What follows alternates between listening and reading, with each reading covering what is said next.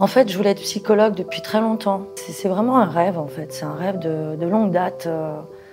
Et je me suis dit, bah, pourquoi pas. J'avais envie de ça, mais ce que j'ai trouvé à la Gestalt, c'est plus que ça.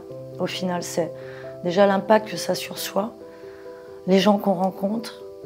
Et puis, bah, cette idée, oui, de cette possibilité de pouvoir exercer. Donc, quelque part, c'est réaliser un rêve, en fait.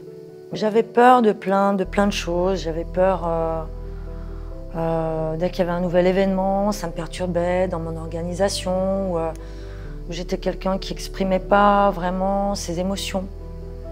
On disait de moi que j'étais froide. Et c'est vrai que moi, je ne me voyais pas comme ça, mais au fond, j'exprimais pas trop, je me montrais très forte. Ça, c'est un peu dû à mon vécu, où j'étais en mode survie, comme ça, et à jamais dire que ça allait pas, il fallait toujours que je dise ça va super, enfin...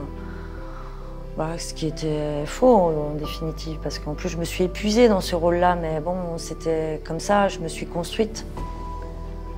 Et aujourd'hui, quand on me dit ouais, t'es courageuse, t'es forte, j'ai non, j'ai plus envie d'être forte. J'ai plus envie, j'ai envie d'être douce, voilà. Là, actuellement, et depuis le début de l'année, ce que je suis en train d'approcher, ce que je contacte et ce que je vis, c'est d'être douce avec moi-même.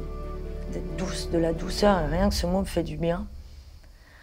Et du coup, d'être douce avec moi-même. Et je vois qu'autour de moi, ça se diffuse. C'est ça, c'est même ma manière de remercier.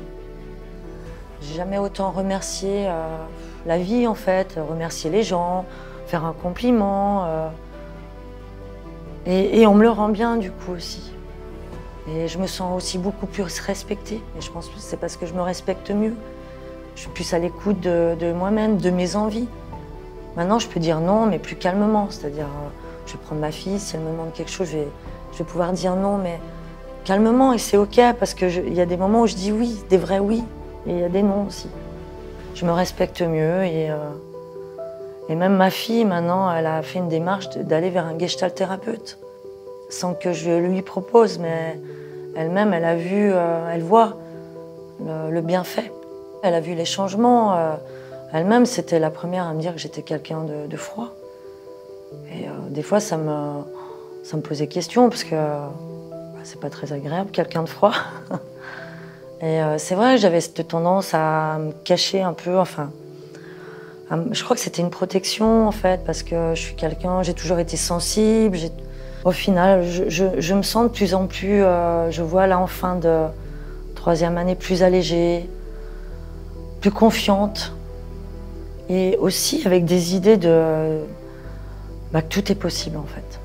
Et ça, j'ai jamais pris conscience déjà autant de ma vie, autant de ce que je ressens, autant de possibilités, en fait. Et c'est très individuel. C'est-à-dire qu'on est vraiment, quand on dit on est créateur de sa vie, alors, au début, je ne comprenais pas ce que ça voulait dire. Ça veut dire quoi, être créateur de sa vie? Parce qu'on croit que la vie, c'est faire ci, ça, c'est un enchaînement d'actes. Mais je suis en train de réaliser que la vie, c'est bien autre chose. Mais voilà, j'approche ça et je suis encore dans la découverte. Mais moi, aujourd'hui, aujourd'hui, au bout des 3 ans, et je l'ai dit plusieurs fois ces jours en résidentiel, là, je suis vivante. Et quand je dis ça, je sens vraiment la vie comme j'ai jamais ressenti, en fait.